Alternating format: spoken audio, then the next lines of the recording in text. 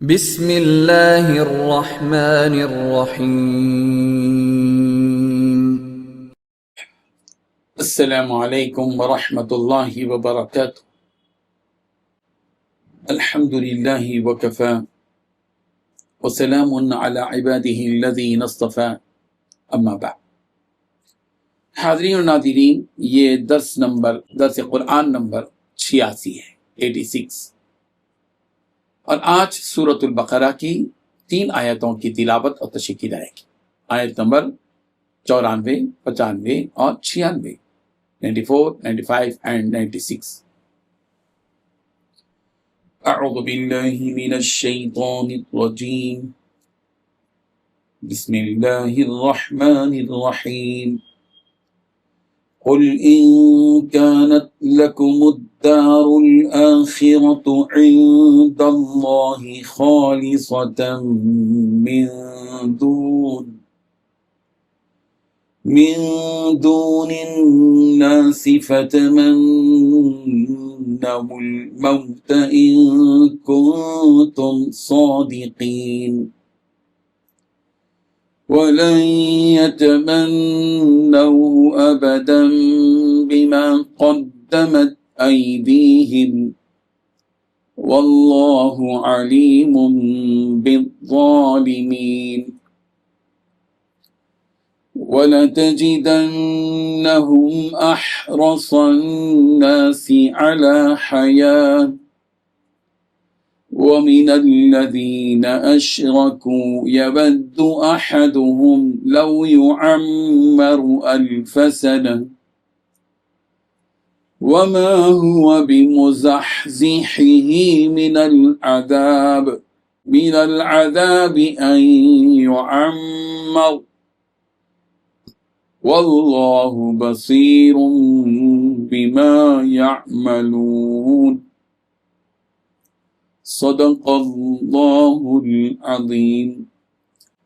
لفظی ترجمہ یوں ہے، قل، پیغمبر آپ کہہ دیجئے، ان کانت لکم، اگر ہے تمہارے لیے، الدار الآخرۃ، آخرت کا گھر، عند اللہ، اللہ کے نزدیک، خالصتاً، خالص، من دون الناس، انسانوں کے علاوہ، فتمنوا الموت، تو تم تمنا کرو موت کی، ان کنتم صادقین، اگر تم سچے ہو، وَلَن يَتَمَنَّوْهُ، اور ہرگز اس کی تمنا نہ کریں گے، ابداً، کبھی بھی، بما قدمت، بوجہ ان چیزوں کے جن کو آگے بڑھایا، ایدیہم، ان کے ہاتھوں نے، واللہ علیم، اور اللہ خوب جاننے والا ہے، بالظالمین، ظلم کرنے والوں کو، وَلَتَجِدَنَّهُمْ، اور آپ ضرور پائیں گے ان کو، احرص الناس، تمام لوگوں سے زیادہ حریص، علی حیا، زندگی پر، ومن الذین اشرکوا،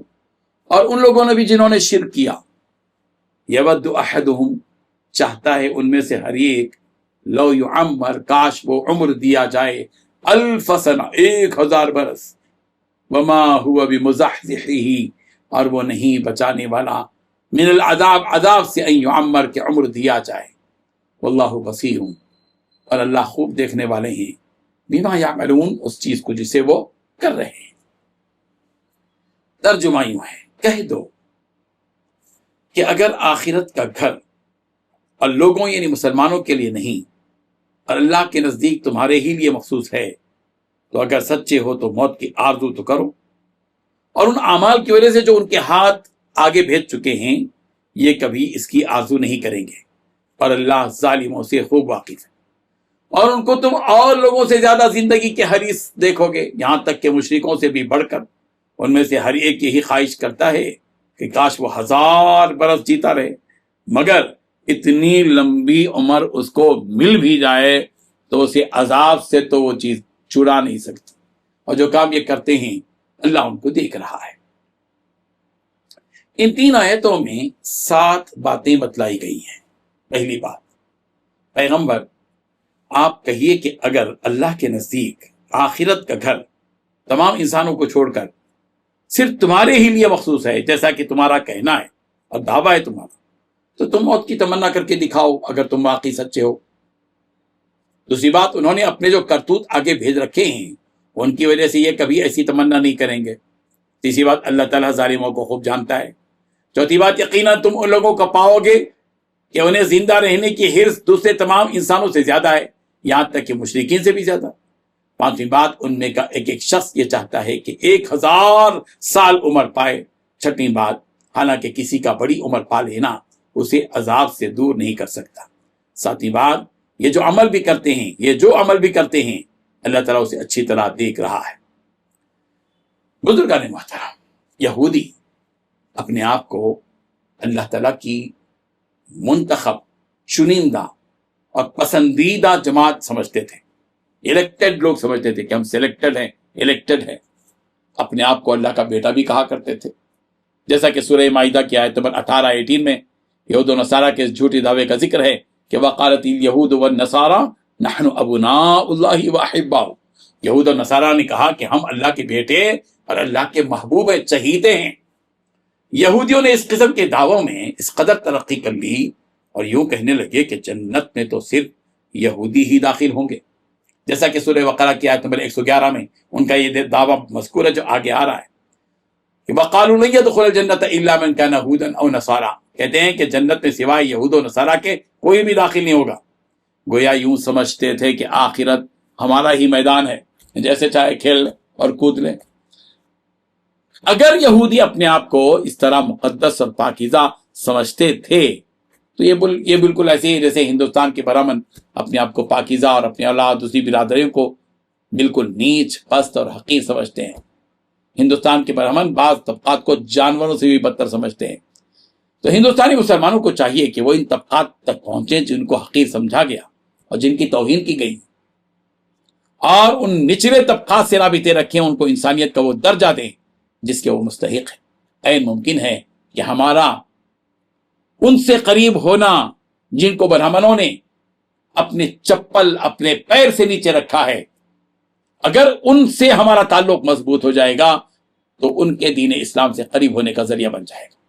بہرحال ایک بات تھی جو میں نے آپ سے کہی ہے ہندوستان کے حالات کے پس منظر میں، بہرحال جب یہودی یہ کہتے تھے کہ دار آخرت میں تو صرف ہمارا ہی راج رہے گا، تو اللہ تعالیٰ نے نبی کریم صلی اللہ علیہ وسلم سے فرمایا کہ اگر ایسی بات ہے تو ان سے پیغمبر آپ پوچھیے یہودیوں سے کہ پھر تم تمنا کیوں نہیں کرتے موت کی؟ اگر تم سچے ہو اپنے اس دعوے میں تو موت کی تمنا کرو اور فوراً جنت میں جا کر عیش و آرام کی زندگی بسر کرو، یہاں پہ محنت کی زندگی بسر کر رہے ہو۔ پھر اللہ تعالیٰ نے خود ہی فرما دیا کہ یہودی ہرگز موت کی تمنا نہیں کریں گے، اس لیے کہ انہوں نے جو گناہ کیے ہیں انہیں اس کی سزا کا علم اور احساس ہے، انہیں یقین ہے کہ اگر ہم جائیں گے تو اپنے گناہ کی سزا بھگتنی پڑے گی۔ ان کا حال تو یہ ہے کہ ان میں کے لوگ یعنی یہودیوں میں کے لوگ اور خود مشرکین بھی زندگی کے حریص ہیں، خوب جینا چاہتے ہیں کہ 1000 برس زندہ رہیں، لیکن انہیں جان لینا چاہیے کہ ان کی لمبی عمر ان کو اللہ کے عذاب سے روک نہیں سکتی۔ بالفرض اگر 1000 سال بھی ان کو مل جائیں مگر جانا تو اسی عذاب میں ہے جس عذاب کو اللہ نے ان کے لیے تیار رکھا ہے۔ قرآن مجید میں یہ دار آخرت کا جو تذکرہ یہاں آیا ہے، کئی جگہ دار آخرت کا، آخرت کے گھر کا تذکرہ ہے۔ چنانچہ سورہ انعام کی آیت نمبر 32 میں ہے وَلَلدَّارُ الْآخِرَةُ خَيْرٌ لِلَّذِينَ يَتَّقُونَ، کہ آخرت کا ٹھکانہ، آخرت کا گھر بہتر ہے ان لوگوں کے لیے جو تقوی اختیار کرتے ہیں۔ سورہ اعراف کی آیت نمبر 169 میں ہے وَالدَّارُ الْآخِرَةُ خَيْرٌ لِلَّذِينَ يَتَّقُونَ، اور سورہ یوسف کی آیت نمبر 109 میں ہے وَلَدَارُ الْآخِرَةِ خَيْرٌ لِلَّذِينَ اتَّقَوْا، اور سورہ قصص کی آیت نمبر 83 میں ہے تِلْكَ الدَّارُ الْآخِرَةُ نَجْعَلُهَا لِلَّذِينَ اتَّقُوا۔ اور اسی طرح موت کا تذکرہ، جو یہاں لفظ موت آیا قرآن کی مختلف آیات میں موت کے تذکرے ہیں۔ سورہ بقرہ آیت نمبر 258 میں ہے ربی الذی یحیی و یمیت قال انا احیی و امیت۔ سورہ سبا کی آیت نمبر 14 میں ہے فلما قضینا علیہ الموت ما دلہم علی موتی الا دابۃ الارض۔ سورہ زمر کی آیت نمبر 42 میں ہے فیمسک التی قضا علیہ الموت، اور سورہ دخان آیت نمبر 56 لا یذوقون فیہا الموت الا الموتۃ الاولی۔ بہرحال چند متشابہات والی آیتیں ہم نے آپ کے سامنے رکھی. اللہ تبارک و تعالیٰ ان آیات کو سمجھنے کی توفیق عطا فرمائے.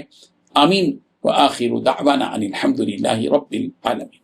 ڈیلی درس قرآن کو سبسکرائب کیجئے، اپنے تاثرات اور مشورے ارسال کیجئے، اور متعلقین کے گروپ بنا کر انہیں روزانہ درس قرآن بھیجیں اور اجر ثواب پائیں.